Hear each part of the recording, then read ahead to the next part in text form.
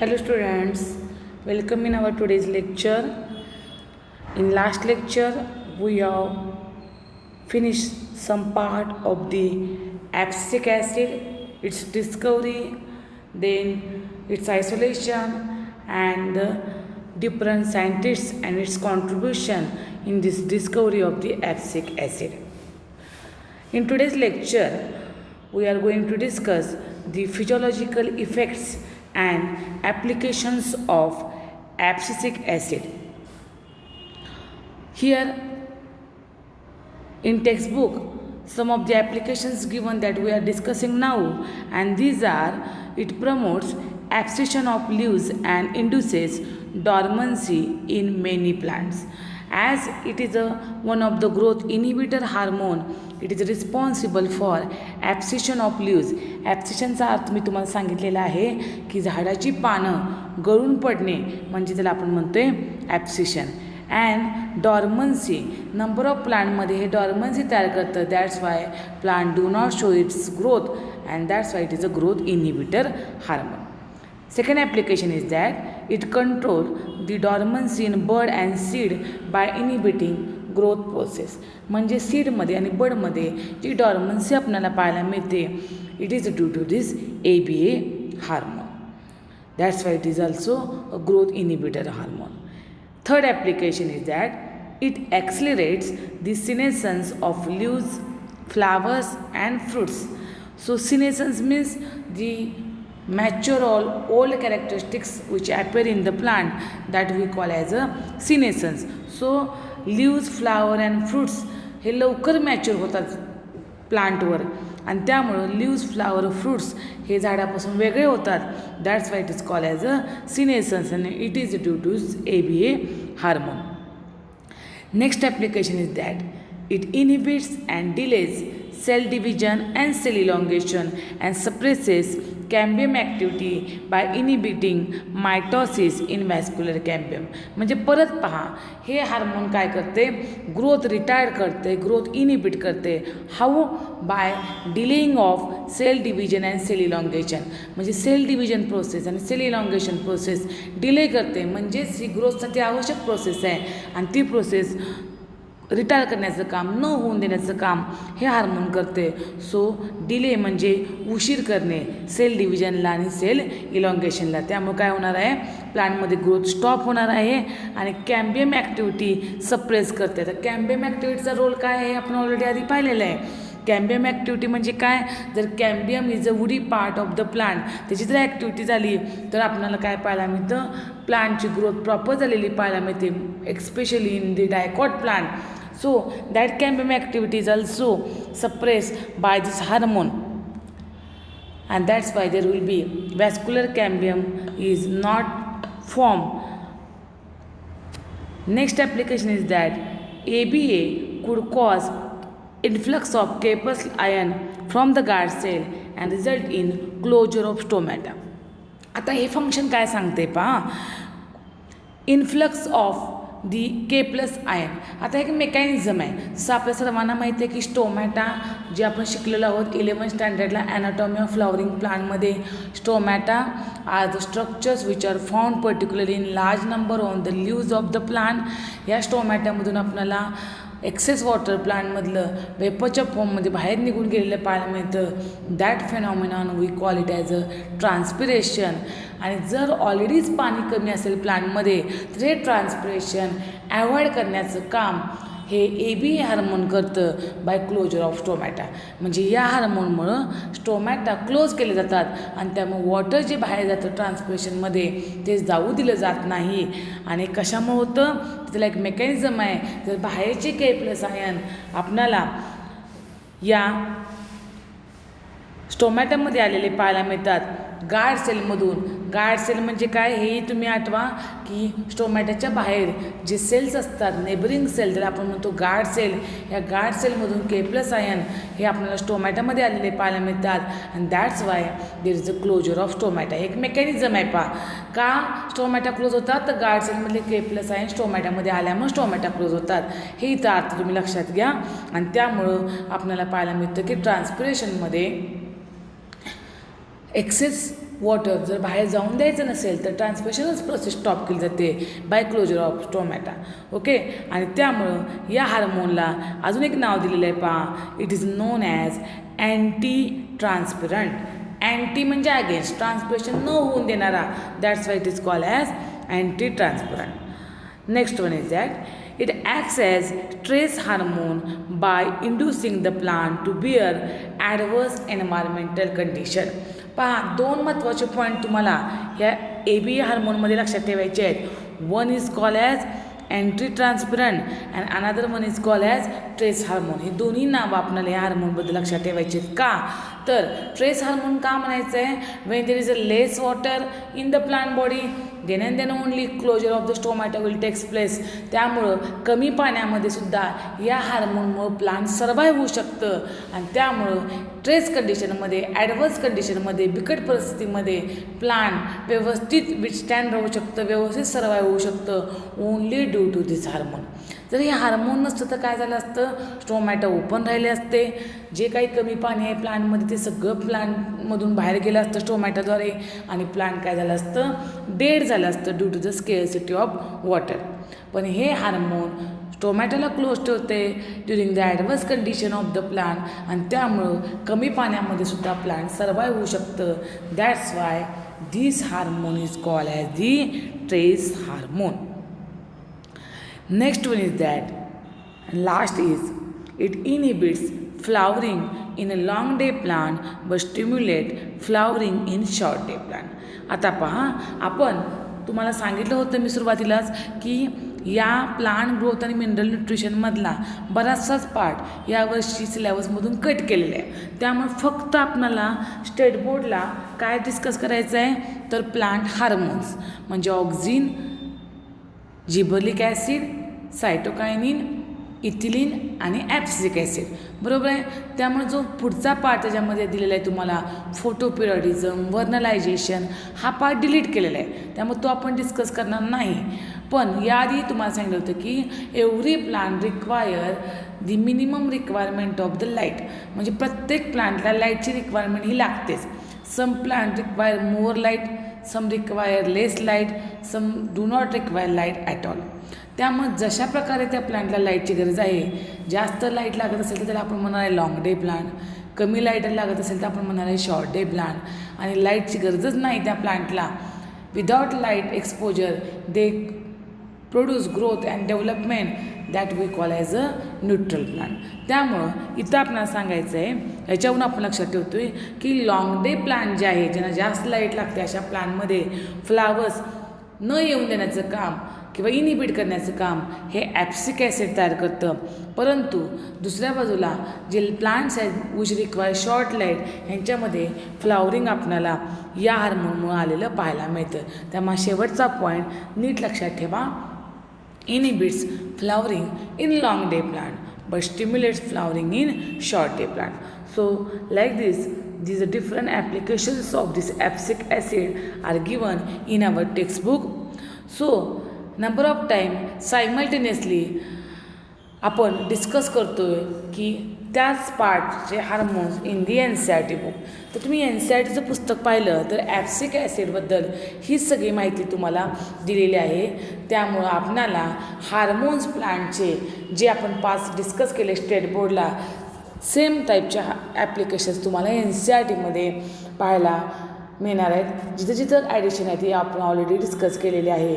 त्यामुळं जास्त एफर्ट्स आपल्याला लागणार नाहीत दोन्ही पुस्तकामध्ये वेगवेगळे हार्मोनचे ॲप्लिकेशन लक्षात ठेवण्यासाठी. ऑलमोस्ट सगळीकडे तुम्हाला दोन्ही बुकमध्ये सेम्स तुम्हाला हार्मोन्स पाहायला मिळतात. ठीक आहे, म्हणजे इथं आपण काय कंप्लीट केलेलं आहे, state बोर्डचा part plant growth hormone discuss केलेला आहे. अगदी सुरुवातीला मी तुम्हाला सांगितलं होतं की ॲट लास्ट या टॉपिकच्या आपण अजून एक पॉईंट एक्सप्लेन करणार आहोत जो particularly CET point of view तुम्हाला विचारला जातो आणि तो म्हणजे नो अबाउट दी सायंटिस्ट. कारण सायंटिस्टचं जे वर्क आहे ते वर्क आपल्याला CETला विचारलं जातं, थेरीला विचारलं जात नाही. पण do you know, can you tell हे त्याच पुस्तकामधले इझी पार्ट असतो, तो तुम्ही वाचून समजून घेऊ शकता. त्यामुळे आता आपण अजून एक पार्ट इथं डिस्कस करणार आहोत या लेक्चरला, तो म्हणजे ऑक्झिन जे हार्मोन डिस्कवर केलं आहे ज्या सायंटिस्टने त्या सायंटिस्टचं कॉन्ट्रीब्युशन आपण याच्यामध्ये पाहणार आहोत. त्यामुळे नेक्स्ट पार्ट आपण डिस्कस करूया अबाउट दिस ऑक्झिन. हे पाहता नो दी सायंटिस्ट असा एक पॉईंट आपण दिलेला आहे ऑक्झिन हार्मोनच्या पेजवर. ठीक आहे. जसं आपण सुरुवातीला सांगितलं होतं तसं आता आपण हे ऑक्झिन हार्मोनचे सायंटिस्टचं वर्क डिस्कस करणार आहोत because it is very important for CET point of view. काय सांगितलेलं आहे बघा, नीट लक्ष द्या. The auxin is the first hormone to be discover in plants. हे आपल्याला माहीत पाहिजे की सगळ्या सुरुवातीला जे हार्मोन डिस्कवर केलं गेलं प्लांटमध्ये it is the auxin. Discovery of oxygen dates back to 19th century when Charles Darwin was studying tropism in plant. म्हणजे 19th सेंचुरीमध्ये ऑक्झिनची डिस्कवरी केली गेली चार्ल्स डार्विन या सायंटिस्टनं when he was studying tropism in plant. Tropism म्हणजे काय तर any organ or all the organs of the plant move in a particular direction according to some external stimulus. म्हणजे बाहेरचा एखादा एक्सटर्नल स्टिम्युलस लाईट असेल, air असेल, water असेल, soil असेल, काही असेल, बाहेरचा जर एक्सटर्नल स्टिम्युलस जर एखाद्या प्लांटला मिळाला तर त्या दिशेनं प्लांटचे सगळे ऑर्गन जे ग्रो होतात त्याला म्हणायचं ट्रॉपिझम. ठीक आहे. He expose canary grass coleoptile to unilateral light. आता पहा कॅनरी ग्रास म्हणजे काय, ग्रास. ओके. आणि कॅनरी ग्रास का नाव दिले तर canary is a small yellow bird. Yellow कलरचा एक छोटासा पक्षी आहे कॅनरी नावाचा. त्या कॅनरीज नावाचा येलो स्मॉल विंग्स असणारा येलो कलरचा तो पक्षी आहे, बर्ड आहे. आणि ही always it the seeds of the canary grass. Canary हे ग्रासचं नाव आहे पहा. आता मी तुम्हाला लगेच या ठिकाणी कॅनरी ग्रास कसं असतं याची इमेज दाखवते. पण canary grass is one type of grass whose seeds are eaten by this canary bird. आणि त्यामुळं त्या ग्रासला नाव काय दिलेलं आहे कॅनरी ग्रास. ठीक आहे. आता पहा canary grass me at the end of this lecture will see the image of this canary grass. तर हा कॅनरी ग्रास एक ग्रासचा टाईप आहे की ज्याचे सीड या कॅनरी बर्ड खातात म्हणून त्याला कॅनरी ग्रास म्हणलेलं आहे. आता कोल्युप्टाईल म्हणजे काय पहा, कोल्युप्टाईल म्हणजे शूट टिप. शूटचं जे टिप आहे ओके त्या टिपला एक प्रोटेक्टिव्ह कवरिंग असतं that is call as a coleoptile. म्हणजे कॅप कशी आपण हेडवर घालतो किंवा जसं आपण रिजन्स ऑफ रूट हे मॉर्फॉलॉजी ऑफ फ्लॉवरिंग प्लांटमध्ये 11th स्टँडर्डला डिस्कस केलेलं आहे. तिथं रूटला कॅप असते पहा. Like that a protective sheet or cap like structure which is present on the shoot tip is call as a coleoptile. ठीक आहे. समजून घ्या पहा नीट, मग तुमच्या लक्षात येईल की शूटच्या टिपला म्हणजे स्टेमच्या टिपला आपल्याला एक प्रोटेक्टिव्ह कवरिंग पाहायला मिळतं that is call as a coleoptile. तर त्यानं काय केलं, हे कोल्युप्टाईल जे आहे कॅनरी ग्रासचं ते युनिलॅटरल लाईट. युनिलॅटरल म्हणजे एकाच डिरेक्शन आहे. युनि म्हणजे वन डिरेक्शन येणाऱ्या लाईटला त्यानं ते काय केलं कॅनरी ग्रासचं कोल्युप्टाईल म्हणजे शूटचं टिप एक्सपोज केलं. He concluded that a growth stimulus is developed in the coleoptile tip and transmitted downward to the growth zone. आणि जेव्हा त्यानं लाईटला कोल्युप्टाईल टिप एक्सपोज केलं कॅनरी ग्रासचं तेव्हा त्या टिपला कोल्युप्टाईलच्या त्या शूटच्या टिपला ग्रोथचा स्टिम्युलस तयार झाला. आणि जो स्टिम्युलस डाऊनवर्ड खाली कुठे ट्रान्समिट झाला ग्रोथ झोनला. मग आता ग्रोथ झोन म्हणजे काय, जसं आपण रूटचं स्ट्रक्चर बघितलं होतं की ज्याच्यामध्ये root cap, region of cell division म्हणजेच growth zone, elongation, absorption, maturation असे आपण टाईप पाहिले होते बरोबर की नाही. तसं तो ग्रोथचा स्टिम्युलस कोल्युप्टाईल टिपमध्ये तयार झाला होता. तो कुठे ट्रान्समिट झाला तर ग्रोथ झोनमध्ये, म्हणजेच तो खाली डाऊनवर्ड रूट रिजनपर्यंत गेला. This has cause bending of the tip toward the light. आणि यामुळे काय झालं, ग्रोथ स्टिम्युलस टिपमध्ये तयार झाल्यामुळं ज्या डिरेक्शनला लाईटला कोल्युप्टाईल टिप एक्सपोज केलं होतं त्या डिरेक्शनला तुम्हाला काय पाहायला मिळतं, ते कोल्युप्टाईल टिप बेंड झालेलं पाहायला मिळतं. That is the tip bend toward the light. हे पहिल्यांदा आपणाला एक्सपेरिमेंटद्वारे कुणी सांगितलेलं आहे, चार्ल्स डार्विन या सायंटिस्टनं. ॲज इट इज व्यवस्थित लक्षात ठेवा, CET पॉईंट ऑफ व्ह्यू महत्त्वाचा आहे. पहा पहिल्या पॅरेग्राफमध्ये डार्विन जे लिहिलेलं आहे खाली या पहिल्या या डायग्रॅममध्ये डार्विनच्या इथं आपण ही पहिलीच फिगर बघणार आहोत. पहा काय दाखवलं आहे बघा, इथं आपल्याला काय काय दाखवलेलं आहे, कोलिप्टाईल बेंड. टीप दाखवलेला आहे, वर डॉट दाखवला आहे, तो लाईटचा दाखवलेला आहे. कोलिप्टाईल लाईटच्या दिशेने बेंड झालेला आहे. Top of coleoptile remove. त्यानं काय केलं सायमल्टेनियसली, कोलिप्टाईलचं टीप जर रिमूव्ह केलं तर त्या ठिकाणी काय पाहायला मिळतं, नो बेंडिंग, बेंड झालं नाही लाईटच्या दिशेनं. Light proof cap on tip. Light proof cap म्हणजे जी कॅप लाईट ॲब्सॉर्ब करते अशा कॅपला त्यानं टिपला शूटच्या ठेवलं तरी तिथं बेंडिंग झालं नाही. म्हणजे बेंडिंग फक्त कधी झालं तर कोलिप्टाईल जेव्हा ते शूटवर आहे त्याच्यावरून बेंडिंग झालं. त्यामुळे तुम्ही नंतर व्यवस्थित थेरी टेक्स्टबुकमधून समजून घ्या. खूप इझी आहे. डार्विनचं कॉन्ट्रीब्युशन जे थेरॉटिकल बघितलं आपण, आणि आता आपण बघणार आहोत second part of the auxin hormone discovery, that is the Danish plant physiologist Boysen Jensen. Boysen जेन्सननं काय डिस्कवर केलेलं आहे बघा. Cut off the coleoptile and inserted thin plate of gelatin between the tip and the cut stem. त्यानं काय केलं की कोलिप्टाईल टीप जे आहे प्लांटचं ते कट केलं आणि त्या कोलिप्टाईल टीपच्या मध्ये कट केलं, म्हणजे पूर्ण रिमूव्ह नाही केलं, थोडासा कोलिप्टाईलचा पार्ट त्यानं बाजूला केला, कट केला तिथल्या तिथेच प्लांटवर. आणि कट पार्ट जो आहे शूटचा किंवा स्टेमचा आणि ती रूट कोलिप्टाईलचा, त्या कट पार्टच्या मध्ये त्याने एक जिलॅटिनची प्लेट घातली. He observe that coleoptile tip still bends toward the unilateral light. कारण त्यानं कोलिप्टाईल टीप काही रिमूव्ह केलं नाही, कोलिप्टाईल टीप थोडंसं कट केलं.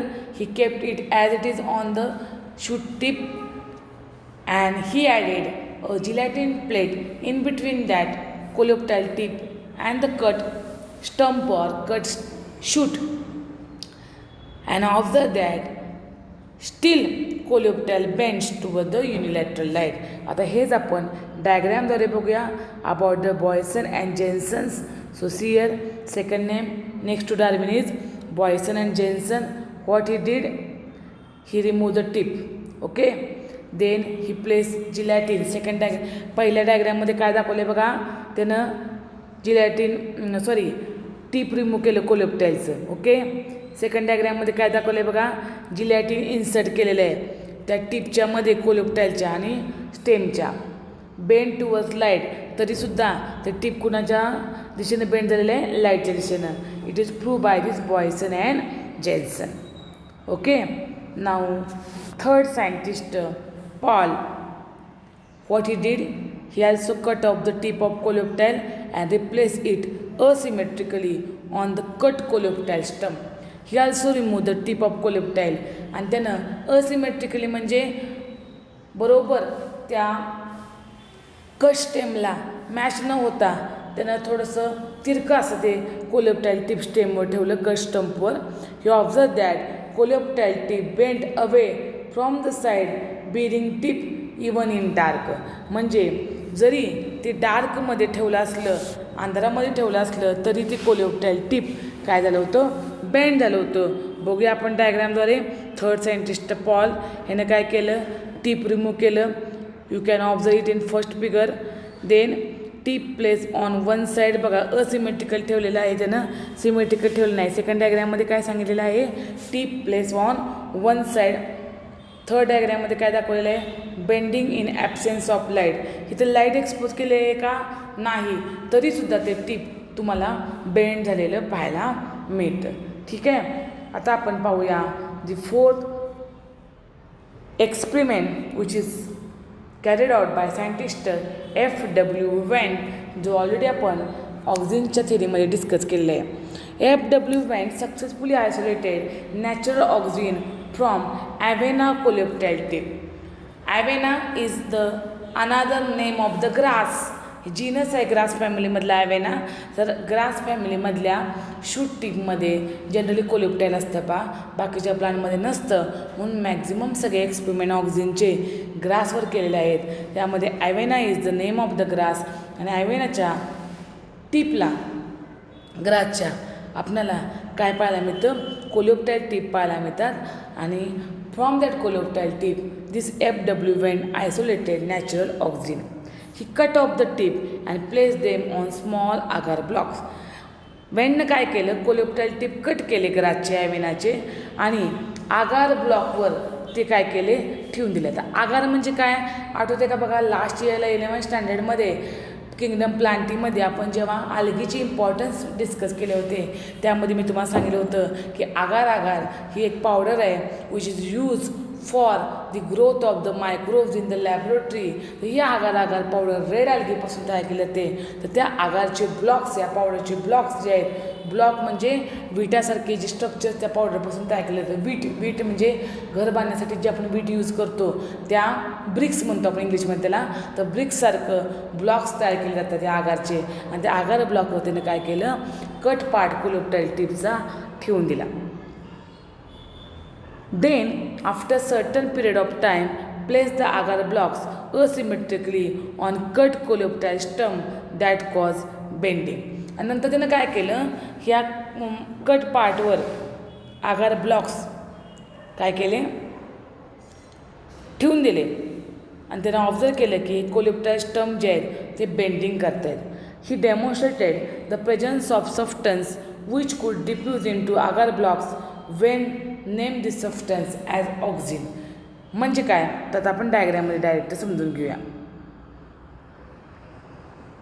पहा, कोलेप्टाईल टिप्स फर्स्ट फिगरमध्ये बघा, हे लास्ट फिगर आपण डिस्कस करतोय वॅनची. कोलेप्टाईल टिप्स तुम्हाला पहिल्यांदा पहिल्या फिगरमध्ये आगार ब्लॉक्सवर पाहायला मिळतात. त्यानंतर टिप रिमूव्ह, आगार cut into blocks, tip remove केले आणि काय केलं, आगार कट इंटू ब्लॉक्स, आगारचं ब्लॉक्समध्ये कटिंग केलं आणि कटिंग ब्लॉक्स आगारचे ह्या कोलेप्टाईल टिपवर ठेवून दिले. आणि काय लक्षात आलं बघा, आगार blocks place on one side and bending occur. म्हणजे इथं त्या टिप जे आगार ब्लॉकवर ठेवले होते त्यातला आगार ब्लॉकचा एक पीस कशावर ठेवला होता, कट स्टेमवर ठेवलेला आहे. आणि तरीसुद्धा ते कट स्टेम तुम्हाला बेंड झालेलं पाहायला मिळतं, even though they it has no coleoptile tip. म्हणजे लास्ट फिगरमध्ये तुमच्या असं लक्षात येईल की कोलेप्टाईल टिपच्या ऐवजी त्या कट स्टंपवर, कट शूटवर काय ठेवलेलं आहे, आगार ब्लॉक्स. आणि वेन काय सांगतोय, आगार ब्लॉक्समध्ये कोलेप्टाईल टिपमधलं असं काहीतरी केमिकल मिक्स झालं आहे की ज्यामुळं आगार ब्लॉक्स टिपला ठेवले कट स्टंपच्या की कट स्टंप बेंड झालेला पाहायला मिळतो. So this is about the invention of the Wien.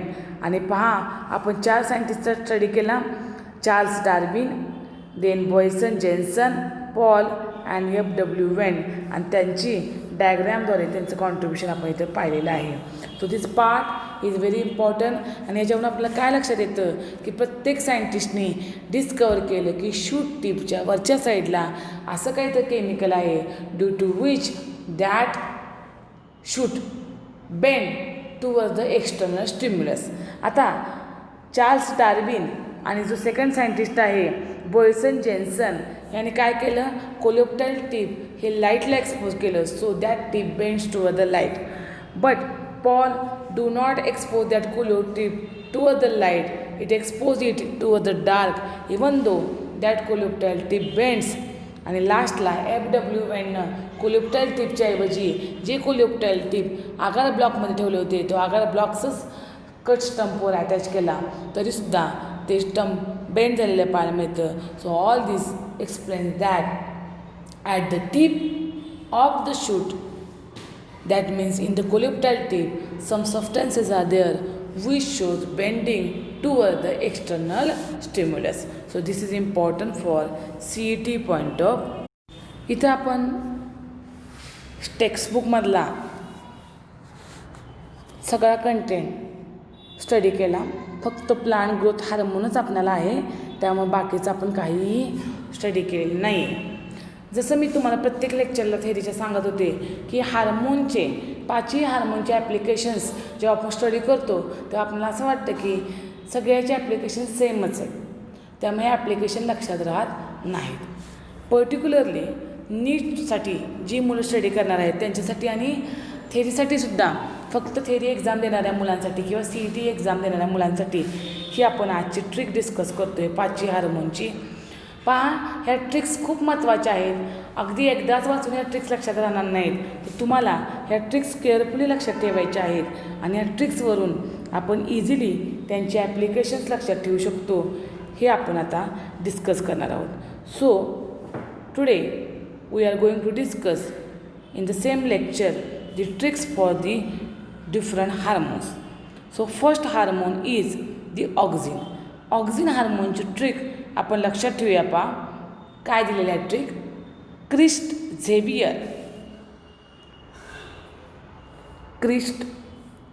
Xavier had rap ad performance. हे एकच ट्रिक तुम्हाला लक्षात ठेवायचे आहे. Christ Xavier had rap ad, ad stand for ad performance. आता आपल्या सगळ्यांना रॅप म्हणजे माहीत आहे, ज्या ठिकाणी फॅशन शो केला जातो त्याला म्हणतो आपण रॅप. रॅप परफॉर्मन्स म्हणजे क्रिस्ट झेवियर हा असा व्यक्ती आहे की जो काय करतोय, रॅप ऑफ म्हणतो ना आपण, तसं तो रॅपवर ॲड परफॉर्मन्स करतोय. ॲड आता अनेक आपणाला गोष्टींची ॲड पाहायला मिळते, कॉस्मॅटिकची, क्लॉथची, बरोबर की नाही. तर अशा प्रकारे हा क्रिस्ट झेवियर काय करतो आहे, रॅपवर ॲड परफॉर्म करतो आहे. सो ही ट्रिक आपण या पद्धतीने लक्षात ठेवूया. Christ Xavier had rap ad performance. बरीच मुलं जेव्हा ट्रिक सांगत असतो तेव्हा गोंधळून जातात. ट्रिकचा अर्थ हाच आहे की आपल्याला एनी हाऊ त्याचे ॲप्लिकेशन लक्षात ठेवायचे आहेत. तेव्हा आपण इथं ऑब्जेक्शन घेऊन चालणार नाही की ॲडमध्ये ADD पाहिजे, AD का दिलेलं आहे, परफॉर्मन्स लिहिताना P कॅपिटल F कॅपिटल का काढलेलं आहे, हॅडमध्येच लिहिताना H कॅपिटल का काढलं आहे. तर आपण हे आपल्या ट्रिक्ससाठी करतो आहे. त्यामुळं ट्रिक्स ही ग्रॅमॅटिकली करेक्ट असेल असं नाही, पण ती मॅच होऊ शकते एखाद्या सेंटेन्सला. So Christ Xavier had rap ad performance ही एक ट्रिक लक्षात ठेवली तर most of the applications of the auxin we can memorise easily. कसे तर या ठिकाणी क्रिस्टचा C घेतला तर सेल डिव्हिजन. आपण थेरीमध्ये शिकलेलो आहोत की सेल डिव्हिजनसाठी ऑक्झिन हे उपयोगीचं आहे. आता मी डिस्कस करत असताना तुम्हाला हार्मोन हेही सांगितलं होतं की काही हार्मोनचे फंक्शन्स तुम्हाला सिमिलर पाहायला मिळतात. म्हणजे for example cytokinin is also involve in the cell division and auxin is also involve in the cell division. त्यामुळे इथं आता आपण ऑक्झिन डिस्कस करतो म्हणून सांगूया. ऑक्झिनचा C म्हणजे क्रिस्टचा C stand for cell division. Auxin is responsible for cell division. झेवियरचा X जो आहे तो काय एक्सप्लेन करतो, झायलेम. आपण एक्सप्लेन केलं होतं auxin is responsible for the xylem differentiation. त्यामुळं Xवरून तुम्ही लक्षात ठेवू शकता झायलेम डिफरन्शिएशन. हॅडमध्ये H आणि D. हॅडचा रोल आपल्याला पाहायला मिळतो herbicide. We have seen that the auxin 2,4-D which is used as a weedicide, herbicide. त्यामुळं herbicide is the important role of the auxin. रॅपमध्ये R stand for routing. आपण बघितलं होतं की ऑक्झिनचं कॉन्सन्ट्रेशन हे रूट फॉर्मेशनसाठी महत्त्वाचं आहे. ॲप्सिशन, एखादं प्लांट ओल्ड झालं असेल, मॅच्युअर झालं असेल तर त्या प्लांटमध्ये ॲप्सिशन करण्याचं काम हे कोण करतं, auxin hormone. P stand for parthenocarpy. Parthenocarpy म्हणजे आपण डिस्कस केलं होतं formation of fruit without fertilisation. So this auxin is also important for root formation, abscission in the old plants and the parthenocarpy. Now ad performance, ad AD. A stand for apical and D stand for dominance. हे एक महत्त्वाची characteristics ऑक्झिनची आपण बघितलेले आहे की टिपला ऑक्झिनच्या आपल्याला असे काही सबस्टन्स पाहायला मिळतात. टिपला ऑक्झिनच्या म्हणण्यापेक्षा टिपला प्लांटच्या ऑक्झिन पाहायला मिळतं की ज्यामुळं अपायकल बर्ड जो आहे तो डॉमिनंट असतो आणि हा अपायकल बर्ड लॅटरल बर्डची ग्रोथ करत नाही. त्या फेनॉमिनाला आपण म्हटलेलं आहे अपायकल बर्ड्स. ADवरून लक्षात ठेवूया अपायकल बर्ड्स. आणि परफॉर्मन्स मधला P stand for pineapple and F stand for the flowering. म्हणजे पायनॅपल या प्लांटमध्ये फ्लॉवरिंग घडवून आणण्याचं काम कोण करते, ऑक्झिन. पहा सगळ्यांनी, खूप इझी आहे. सिरियसली या ट्रिककडे लक्ष द्या. ट्रिक आहे ऑक्झिनची. Christ Xavier had rap ad performance. एखादा व्यक्ती क्रिस्ट झेवियर नावाचा समोर आणा की जो रॅपवर ॲड परफॉर्मन्स करतो आहे, आणि याच्यावरून आपण ऑक्झिनचे ॲप्लिकेशन लक्षात ठेवूया. सी फॉर सेल डिव्हिजन, क्रिस्टमधला सी, झेवियरचा एक्स झायलेम डिफरन्शिएशन, हॅडवरून लक्षात ठेवूया हार्बिसाइड रोल, रॅपवरनं R for rooting, A for abscission, P for parthenocarpy, AD for apical dominance, आणि परफॉर्मन्समधला पी पायनॅपल आणि एफ फॉर फ्लावरिंग. ठीक आहे. Now next hormone is gibberellin or which we also call as a gibberellic acid. काय trick आहे पहा जिबरलिनची. Malti Das applied for BSc life science. मोठ्या अक्षरामध्ये लिहिलेले आहे बघा ट्रिक. मी रीड करूया आपण परत एकदा. Trick for gibberellin, Malati Das applied for BSc life science. म्हणजे या ठिकाणी वेगवेगळे एज्युकेशनमधले कोर्स तुम्हाला माहीत आहेत. After completion of the 12th standard you can apply for BSc. Okay. मग या BScमध्ये आपणाला जो ग्रॅज्युएशनचा कोर्स आहे की जो BScचा कोर्स, आता फॉर एक्झाम्पल पहा लाईफ सायन्स ही एक ब्रँच एज्युकेशनची, ज्याच्यामध्ये बॉटनी, झुऑलॉजी, मायक्रोबायोलॉजी, प्लांट प्रोटेक्शन अशा काही ब्रँचेस येतात. ह्या ट्रिकमध्ये काय सांगायचं आहे, मालती दास नावाची एक व्यक्ती आहे की जिनं ॲडमिशन घेतलेलं आहे, अप्लाय केलेलं आहे कशाला, फॉर BSc लाईफ सायन्स, की ज्यामध्ये ती आयदर कुठला तर एक बॉटनी, झुऑलॉजी किंवा मायक्रोबायोलॉजी किंवा प्लांट प्रोटेक्शन यामधून ती काय करणार आहे, ग्रॅज्युएशन करणार आहे. पण ती जेव्हा BScला तिने ॲप्लिकेशन केलं तेव्हा हे सगळे कोर्सेस त्याच्यामध्ये तिला पहिल्यांदा स्टडी करायला लागणार आहेत. त्याला माहिती लाईफ सायन्सचे कोर्सेस. ठीक आहे. मग तुम्ही फक्त ट्रिक अशी लक्षात ठेवा, Malti Das applied for BSc life science. Life सायन्समधला एक BScचा कोर्स आहे, त्याला तिने ॲप्लाय केलेला आहे. आपल्याला ट्रिक लक्षात ठेवायची आहे जिबरलिन किंवा जिबरलिक ॲसिडची. सो मालतीमधला जो M आपण बघतोय it is stand for malting. आपण पाहिलेलं आहे की gibberellic acid is responsible for the malting process. Malting म्हणजे काय, तर beverages, wine, whisky, beer, brandy, rum ह्या ज्या प्रोसेस आहेत यामध्ये पर्टिक्युलरली माल्टिंग प्रोसेस केली जाते की ज्यामध्ये सीड्स वेट केले जातात, ड्राय केले जातात, and then they germinate which is required for the beverage formation. So malting is one of the important function of the gibberellin. दासमध्ये D stand for delay and S stand for senescence. आपण बघितलेलं आहे की gibberellin हे काय करतं, senescence delay करतं, because it is growth promoting hormone. That's why senescence is the growth inhibiting character. हे रिड्यूस करण्याचं काम करतं आणि ग्रोथ प्रमोट करतं. मग ग्रोथ प्रमोट कसं केलं जाईल, तर सिनेसन्सचे कॅरेक्टर्स, ओल्ड कॅरेक्टर्स कमी करणं म्हणजे पोस्टपॉन करण्याचं काम, डिले करण्याचं काम हे जिबरलिन करतं. सो डासवरनं काय लक्षात ठेवूया, डिले अँड सिनेसन्स. ॲप्लाइडमधला APP आपण बघा डिस्कस केलेलं आहे की ॲपल शेप प्रॉपर किंवा सरफेस एरिया इन्क्रीज करण्याचं काम फ्रूटचं पर्टिक्युलरली ॲपलमध्ये जिबरलिन करतं. सो APP आहे ज्यावरून आपण लक्षात ठेवूया ॲपलचा शेप.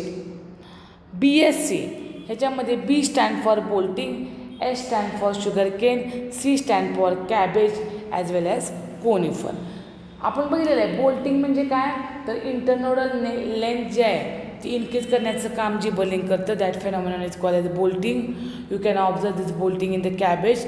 सो C1 आपण कॅबेज लक्षात ठेवूया.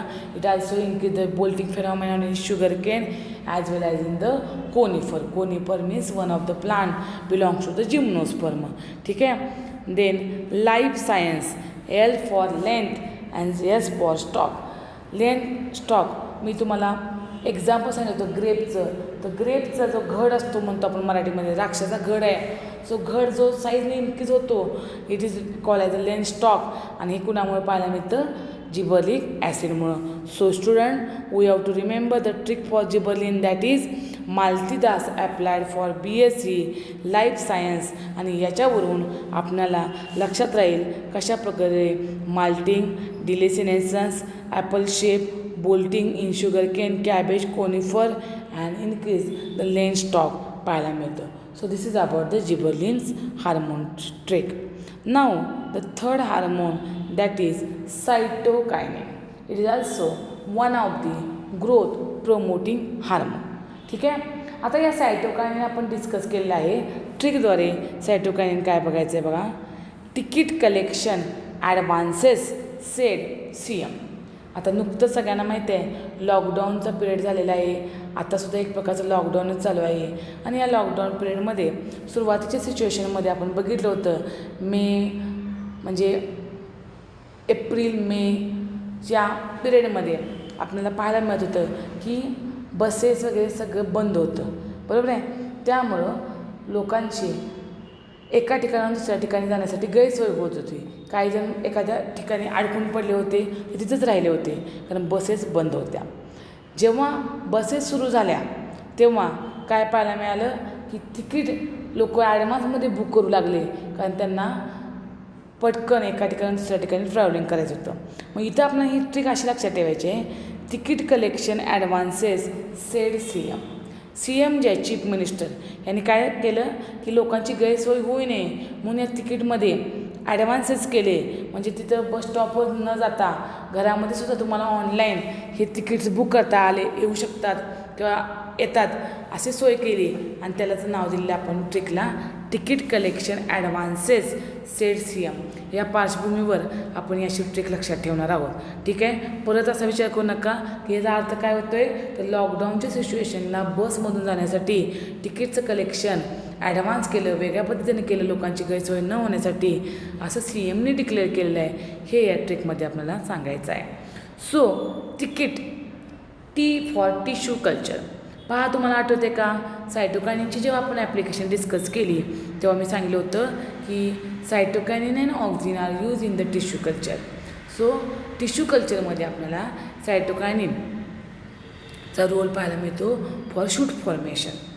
कलेक्शनमधला सी क्लोरोप्लास्ट एनहान्सेस म्हणजे क्लोरोप्लास्टची संख्या जी आहे लिव्जमध्ये पर्टिक्युलरली ही वाढवण्याचं कामसुद्धा कोण करतं सायटोकायनिन. सो सीवरून आपण लक्षात ठेवूया क्लोरोप्लास्ट एनहान्सेस.